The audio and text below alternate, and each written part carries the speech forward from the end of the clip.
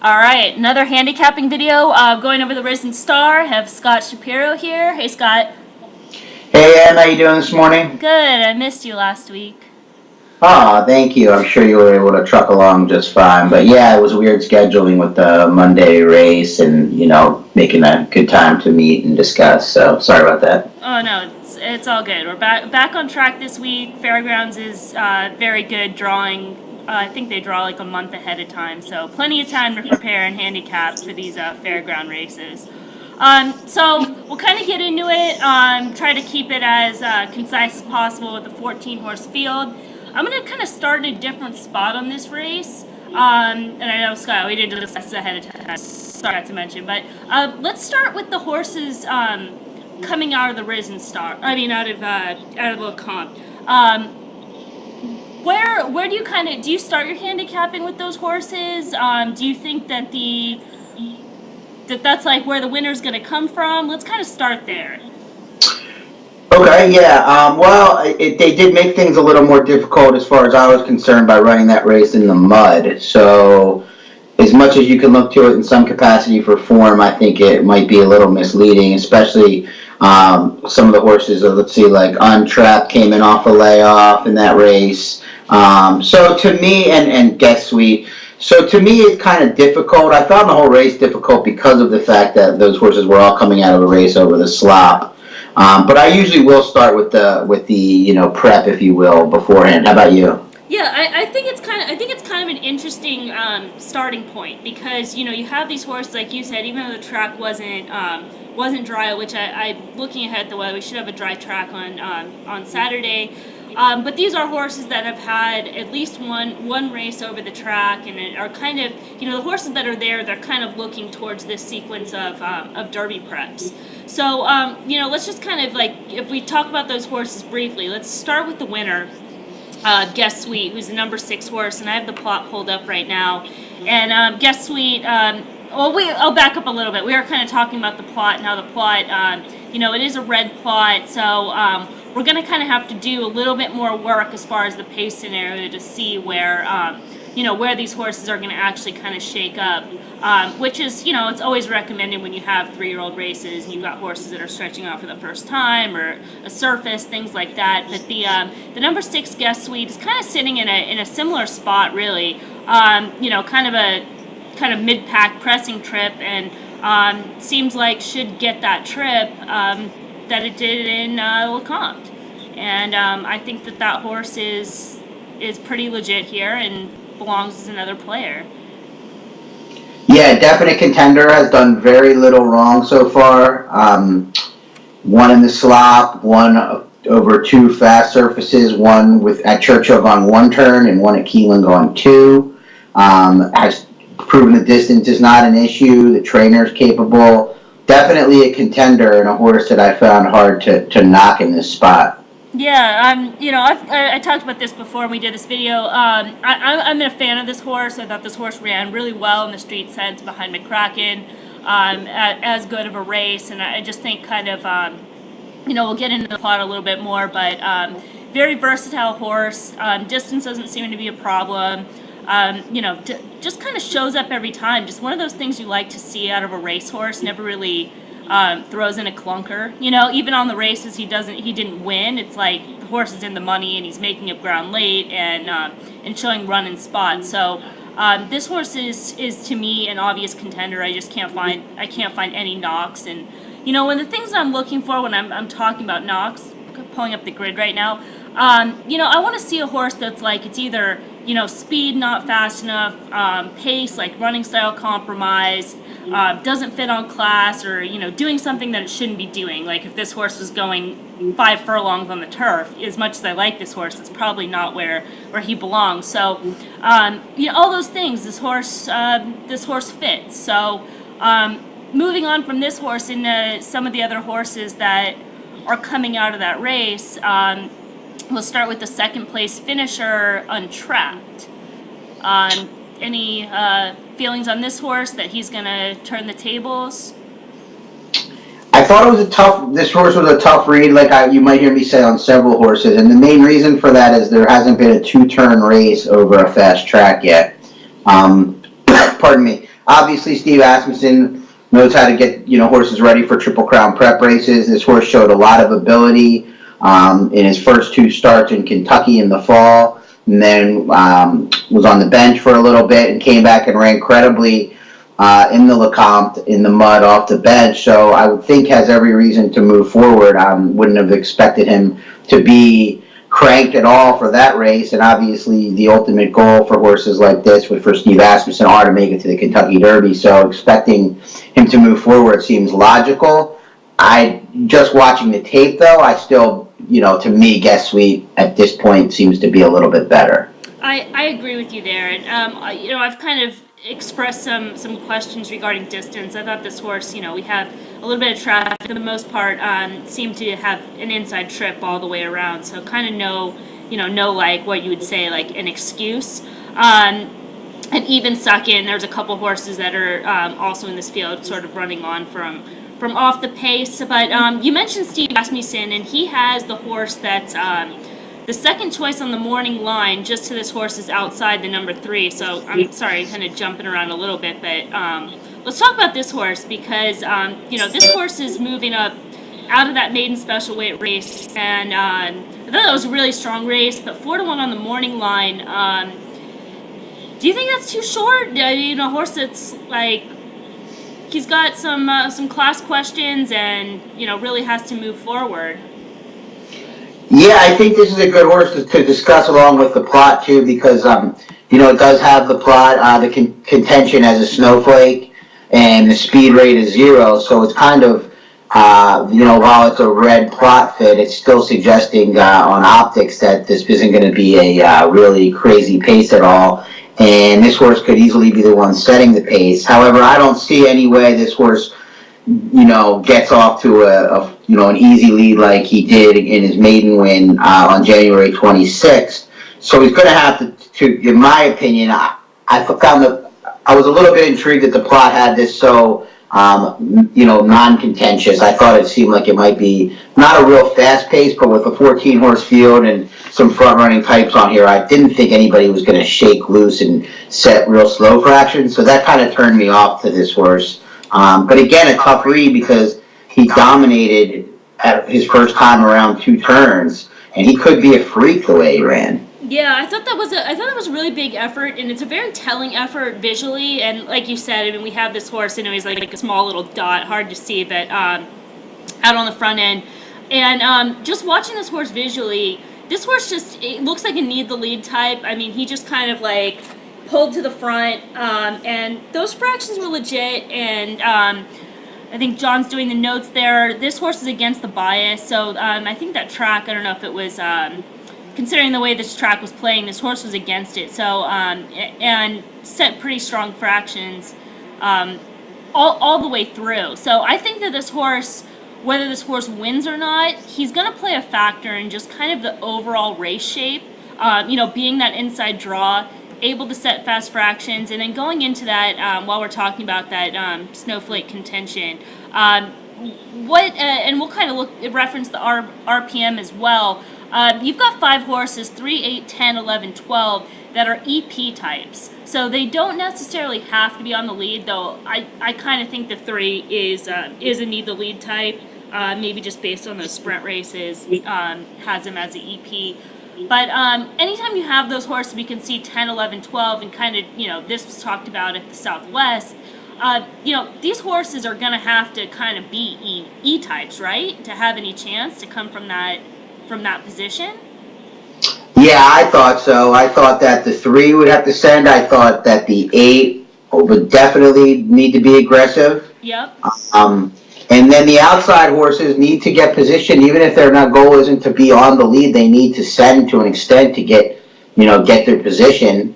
And I thought that the 1 being on the rail with the full field and coming out of that sprint and then the turf race, I'd be surprised if the 1 isn't aggressive early for under Brian Hernandez. So, like I said, and like the plot suggests in many ways, I don't see it being a hot pace because there's no, as you referred to them on optics, E-types. But I do see more contention than a slow snowflake, personally. Yeah, I think so too, and that's again why we have the the plot that is red is it being like I don't look at it as, I look at it as more of like, you're going to have to dig into it, right? So while we have it as a snowflake, that's just based on those horses and how they've run in the past. But let's talk about the one, because this got brought up on Twitter. A horse Michael Bachok was a little bit confused on, and I think both you and I, just from the sound of it, have some interest in. But yeah, the trip from the rail is going to be interesting. I mean, this horse does have some speed, that's for sure. He showed that in the debut. Set some good pace, showed some grit. Another horse that was, I believe, just slightly against the bias. Let me pull up on the grid. Showed some grit and refused to be beat. And then I thought he showed a lot of grit too in that turf race. And I just really, with this type of horse at 6-1, it's tough. It's just going to figure out what kind of trip this horse is going to get. I'm kind of with you. I think they have to use early, and maybe that's not a bad thing. Maybe the horse does use early and kind of gets like a pocket-style trip with those other horses coming from the outside, and maybe that's ideal. I mean, I know this horse just kind of has, watching the races, and we have that in his grit, he'll dig in. He'll refuse to lose, so maybe that's favorable. And the question, I'll let you kind of jump in, that Mike asked is, why the turf? Do you have an answer or an idea behind that? Well, yeah, a couple things. Well, first off, I'm wondering, since it's just 3 weeks later, was this the plan all along to run in that turf race and then to come back and take a shot kind of on the Derby trail, or was this a reactive measure by Sharp, who was like, wow, this horse ran great, or I like what I see, or, that'd be one thing on a 3-week return. The pedigree, this horse is a half to Cocked and Loaded, who was good, but peaked, I think, at 2 and maybe early in 3, if I'm not mistaken. So I have so many mixed signals on this horse, but the one thing that the horse has shown is some serious, like you said, grit and just plain ability, making him very viable at 6-1 or higher. Yeah, I think sometimes we can get too caught up in the well, what's the trainer trying to do? And I think those are all important questions to ask. But in the end of the day, it's going to come down to value and whether those questions are going to kind of override your overall price. And if you can see this horse who's fast enough to win, has the right running style to win, this horse ran around 2 turns, ran well, making up ground late. So those things this horse has going for him that you wouldn't want to talk yourself off just because that turf angle. And again, you watch the races and, if you watch them enough or, you're using optics or something, and we didn't project anything about this horse being turf or any notes that are this horse should stay on turf. That's where he belongs. And I went back and watched this earlier, and there's kind of no question. I don't really feel like this horse is, needs turf to show his best. So being on the main track is fine. He's won over the main track. That's just kind of my feeling on it. I think he's an interesting horse, and just will really come down to value, but one I would use, mess around with for sure. Let's kind of jump back. I know that I got away from it, but we'll go back to the Lecompt runners, and I guess we'll just go in numerical order with the number 4 horse, Arklow.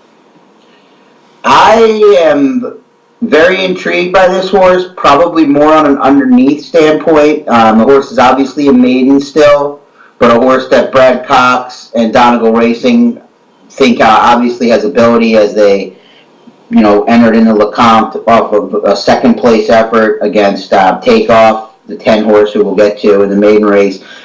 The pedigree on this horse on both both ends of screams distance should not be an issue as much as anyone in this field.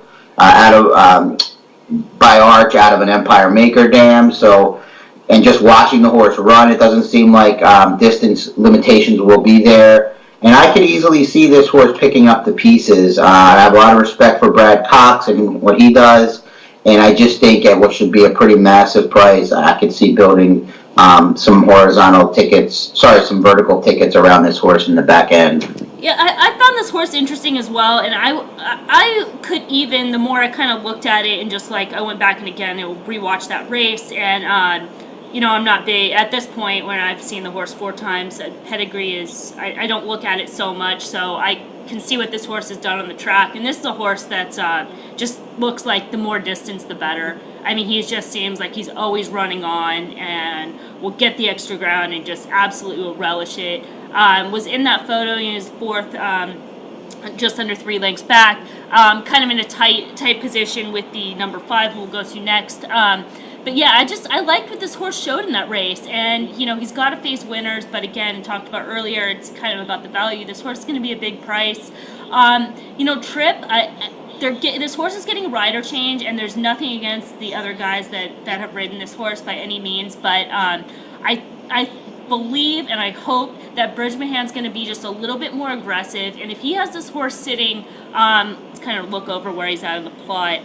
We've got him in quadrant 4, but I think if he can ride this horse a little bit more aggressively and put him into the race, where he's sitting kind of like 4 lengths back, 5 lengths back at the most, I think this horse could be in with a real shot, like coming into the stretch. I mean, I know he doesn't really have like that burst, but he's just got that, got that grind, and I could see it. I could make a case for this horse. Am I gonna make a case for him at a short price? No, but if I'm looking for a horse to kind of upset, I thought this guy was a little bit interesting.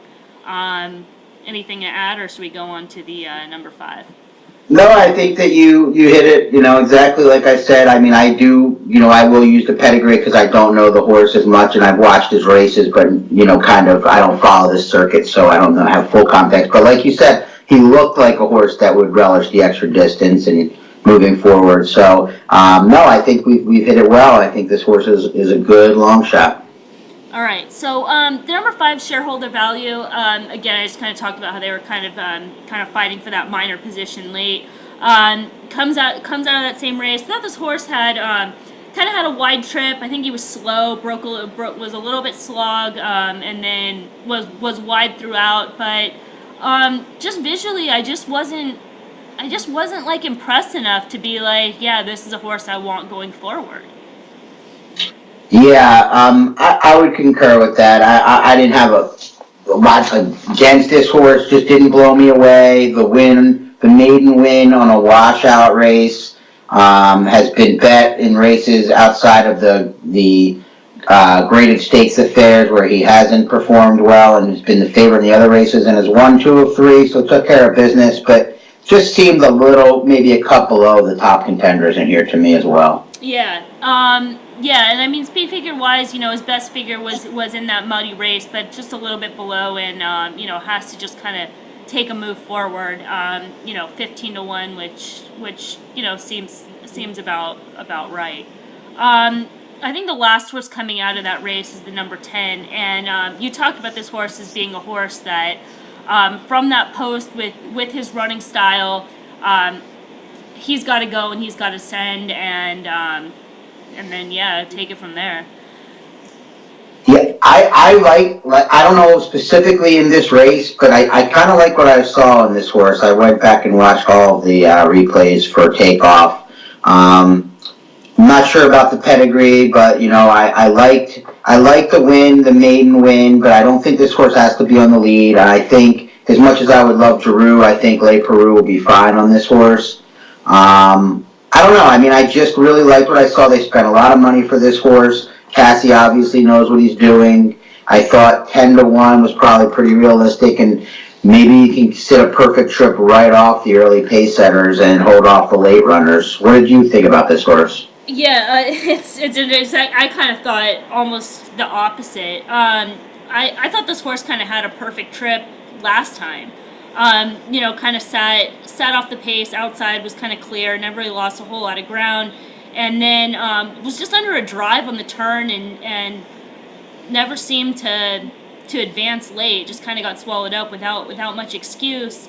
So I don't know, I was pretty underwhelmed with this horse overall, and I don't think I was that excited about this horse going in. I think that was more based on plot.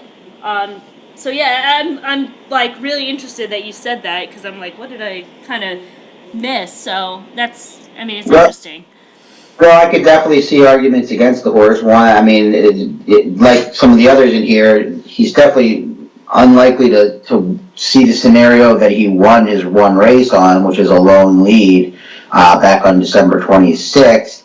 My hope in watching was that he wouldn't need the lead, and I guess I'm just not putting as much stock into the Lecompt with those fractions over a muddy track. I just think I don't know. I think in general, I tend to just put lines through off tracks. I mean, I'm not a big off track player. When it rains, I usually sit out from a gambling perspective. I just don't hold as much water in that race maybe as you do. But I could see your point about getting a perfect trip and not coming through. Yeah, and maybe, and that's fair. I mean, maybe it was the mud and just wasn't completely handling it, or was kind of in a slightly deeper spot to where on a normal track that's a perfect position, but given the way the track was playing, not ideal.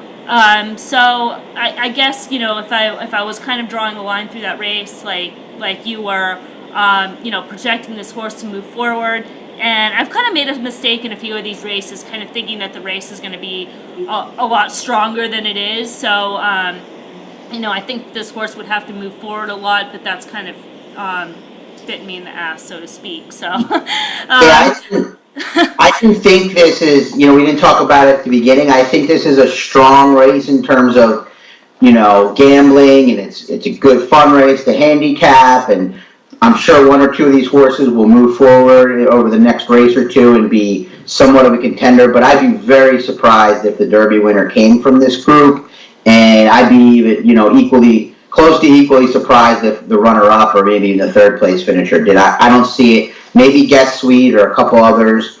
But to me, I wouldn't be, this is one of the few 3-year-old prep races where I think, going after a longer price is probably worth it in a full field without someone I don't see a superstar in this group personally. yeah, and when you mention that, it's kind of like all these horses. I mean, you can kind of toss a few. I'm just kind of scrolling through the grid, just kind of on a whole. The 7, the 8 just look a little bit soft, but the 11 as well. But other than that, all these horses are pretty much they're pretty similar. They're kind of in that low mid 90s range. A couple outliers, but for the most part, nothing really.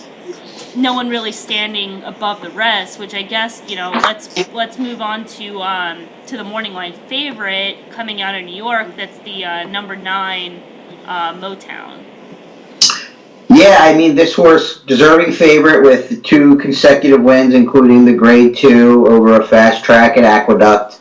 I thought that horse was the recipient of a perfect trip that day. You had the favorite Tacaful opening up opening up a significant lead, kind of allowed this Uncle Mo colt to kind of swoop in and sit in that perfect stalking trip and get the jump on the rest of the field. The field has not come back of the Remsen to do much at all. We know no dozing, as we discussed 2 weeks ago, did not factor in the outcome in Tampa. Pause right there real quick because I pulled up the grade because I'm glad that you pointed that out because that race to me just looks like from what those horses have done since looks really below.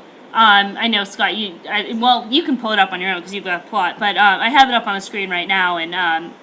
No dozing out of that race, came back and ran at Tampa, ran at 89. This is Optics figure in the Remsen, and ran an 88 in the Sam Davis. Motown ran a 91 Optics figure, and no horse out of that race has cracked a 90. So, to your point, yes, very, very, very soft race, and completely agree as far as a perfect trip.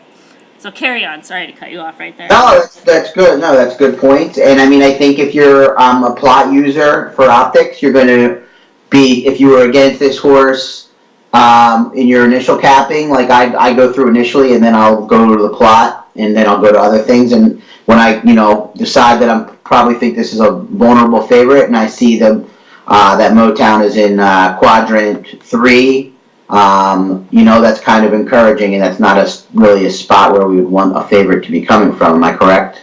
Yeah, on it's kind of different because we're saying we're kind of guessing like plot fit, but I see what your point is that that's a knock, right? That if he is there, let's say that the plot was legit, and that's where your favorite is, then you would you find that as a negative. So really what this is kind of saying, I'll use kind of the map first call. Again, this is on standard, so current form. At the first call, he's close up to the front. We've got the 3, kind of 8-1 sitting there, and you've got the 9 as well. Once you get into the second call, he kind of drops back. So what it's saying is the horse might not be quick enough to go, kind of keep pace with the others. Is what that position's saying. And again, as we talked about lightly raced horses, if the horse is on the improve, you kind of have to make these type of projections. But from a value standpoint, looks like a horse I can easily take a stand against. I agree. I think it's one of the things that makes this race, even though I don't have a super strong opinion at the moment, it does make it very playable. Unlike a lot of the 3-year-old races where you can try to beat the favorites, but they look like somewhat of standouts on paper. Yeah. Let's just quickly go through. So, the 7 to me just looks too soft. I mean, do we need to go further? No, I agree. The 7 looks overmatched. Okay, so then the number 8 we'll talk about a little bit. This horse looks a little bit below, but he was scratched out of the Southwest and is for the same owner-trainer as the number 1. And, both these horses, to me, it looks like they kind of have similar running styles. Again, I don't think that this horse is quite good enough. It wasn't a contender for me. Do you have anything, if anything, maybe a pace factor, having that perfect trip at Remington Park in whatever Springboard Mile. I didn't see this one. I know some people had some interest in him last week before he scratched. I didn't see him in that spot either. Thoughts? Yeah, I think this horse is maybe a factor early. I'm not crazy about the pedigree and going longer. One at 5 furlongs and then at 6 at Remington. I know the horse just wanted a mile, but they crawled in that race. Mm-hmm. Not for me. I'm not so sure. I kind of want to see Joe Sharp win. And going back to the 1-2, I'm more of a trainer person, I know, than you in terms of handicapping overall. But I kind of want to see him win a 3-year-old graded stakes prep probably before I get too excited about betting him. He just seems to have much more success in turf racing and turf sprints specifically, it seems like. Yeah, I guess I will say this. I mean, with the paw pulled up and where that horse is, I mean, if they ran to this, the horse would have a shot. Yes. So, while I can find some things against there, from that perspective, somebody used or this horse won, good on you, Plot. Yeah, no, it's good. Both the Sharp horses look real good on the standard plot. No doubt. They really do. So yeah, I guess that would be something to consider. All right, we'll go through. I felt the same thing with the 11. Just too slow, figures too soft, and I couldn't see it. I mean, I guess some people might bet the Desormo combination, but as a whole, this horse is just way too slow. Yes, it would appear that way. I will say, ever since that claiming 20 race in the mud, the horse completely woke up. Obviously, that's way below these, but this horse did show a little bit more speed last time out in that optional claiming race, and the 3rd place finisher out here, Conquest Fahrenheit, probably a turf horse, and maybe turned out to be a down the hill turf horse. Won the stakes race on Monday, the Baffle Stakes at Santa Anita. So he's a talented runner. But yeah, just looks a little too slow. However, at that price, Big Chief Racing has Keith Desormo has taken these, lower level horses and moved them up quite a bit. It wouldn't shock me if this horse ran on well late, but looked a little overmatched. This horse would shock me. I just would. I mean, you make the case about the 3rd place finisher, and I mean, really, that horse, if you go back and watch it, I just don't think that horse was in the right spot that day, and obviously they used it as a prep because they ran it back and ran him in a spot that he absolutely figured and ran massive. So let's go to the Lucas runner just to his outside, the number 12, Horsefly, coming off a maiden win at Oaklawn. Seems to be a horse that's, kind of moving forward and, 7th jockey is the charm. Looks like a bit of a stretch. Did you have a thought on this?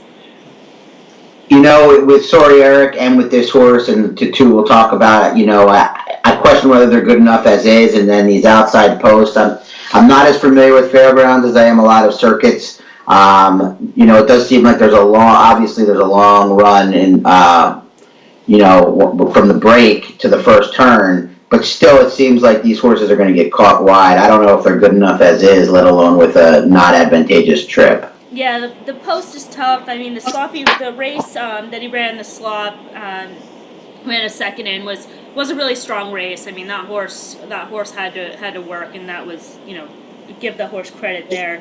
But it seems like it's a horse that likes to be forwardly placed. I think we talked about this earlier. Not a favorable spot, similar to the 9, but is a circle. So not a favorable plot position, and likely to lose ground going into that first turn. So number 13, again, this is a horse, unlike the number 1 that we talked about, whether, the horse, what kind of surface. I mean, this horse, he kind of pegged out of that debut. The horse would want turf, and, broke its maiden on the turf next time out. Ran second. I know Optics Grid has this horse first, but he was placed first by disqualification. And it's worth noting that the disqualification, the horse that actually won the race, never interfered with this horse. He just looks, aside from trip, again being very similar to 12, just looks way too slow, and I think this horse is probably, slightly distance challenged, and that's going to be exposed against classier type horses. Agree. Okay. So the biggest question mark in here, and we saw this on Twitter, and I think this is probably a horse, worth talking about, is the number 14, So Conflated. I like this horse overall. I thought that last race at Golden Gate got kind of a classic Mario Gutierrez trip where he basically did everything in his power to get this horse to lose, and the horse still won. Showed a lot of grit, and really in every race has kind of showed he's somewhat of a racehorse. But from post 14, I think what they're going to have to do with this horse, they're going to have to take that back and try to make a run. I just think that's kind of the only option with a horse like this. And again, looking at the plot, if there's not a lot of pace and there's not a lot of contention from a pace standpoint, this horse could be very compromised. I think that this horse is definitely good enough to win this race, but there's some question marks that have to be taken into consideration. Absolutely agree. This horse has a really nice turn of foot. First, at December 3rd race at Del Mar, American Anthem we all know of, but that race in general has come back loaded and live, and then got put first through disqualification on opening day at the Santa Anita meet when Dabster, who's done it one other time since then, I think, kind of drifted out, and this horse was flying late, and the horse Law Abiding Citizen, a horse I really like, the third place finisher in a race, came back and ran second in a graded stakes race. So this horse has serious talent, in my opinion, but expecting Mario to pull off this ride from this outside post with a horse that, like you said, his best chance is going to the back and making one run into a pace that isn't going to be, really fast. It just seems a lot to ask. I think if this horse even runs second, third, even fourth, and does it well, I could see this horse, like you said, being up to win the next race moving forward and being talented enough to be one of the Triple Crown type contenders in this field. Yeah, I think that's just one of these things that you have to think about in each race. That does the scenario fit? Does this scenario fit this horse? And it's just one of those questions you just have to ask, and I guess it just always comes down to price. So. This horse definitely let's watch, let's move forward. You're getting a good price. You're playing those kind of multi-race sequences with all the stake races. I would want this horse covered just because I think he's got the ability to win. But the question, right? And especially with the vulnerable favorite, you do want a little bit of coverage. I just pulled up distance real quick, and the plot just gets uglier and uglier. Horse is just kind of going all over the place. The 8 again just seems to, I don't know what the plot thinks this horse did that's so impressive, but he's like, I don't know if you looked at the distance plot, but he's like a huge square, about a quarter the size of quadrant 3, so maybe I need to go back and reevaluate why I think this horse is a little bit too slow, but it's definitely interesting. All right. Yeah. So I know we kind of went through the race and kind of brought us some ideas, some horses to play against. Do you kind of have anything you want to close out with on this? No, but it's a great card at the fairgrounds. I'm happy for them to have such a good card. I know they have the All Stakes Pick 4 that starts in race 8. I'm not sure what the 50-cent Black Gold 5 is. I don't know if that's the last 5 races in a Pick 5 sequence. I have to look into that because it's intriguing sequence for sure. But yeah, I think from a personal standpoint, the only way I'm willing to bet this race is if I'm getting value. To me, number 4 Arkla that we mentioned is the most significant value in an across the board or type bet. And then number 6 Guest Suite at the right price, number 10 Takeoff are the only others that, given what I expect their trip to be and all the other intangibles, that I would be willing to look at to bet from a win standpoint. Yeah, I would have to, if I'm playing, let's say a tournament scenario and I have to, do like a pick and pray type style, 6 and 4 are the horses I would use as kind of like my main pick alternate style. It's a really interesting race. Hopefully to do a follow up next week as a Talking Trips. And what's the race next week? Is next week Florida? Is it the Fountain of Youth? I believe so. So I guess that's we'll do that next Thursday, same time? Yeah, we can do it. We probably have to do it a little earlier, but in terms of the listening audience, same time. Yep. Okay, cool. All right. Well, very good. Thanks, Scott, again. I'll post this video up really soon. Thank you guys for listening, subscribing, encourage comments, Twitter, and below the video. Again, until next time.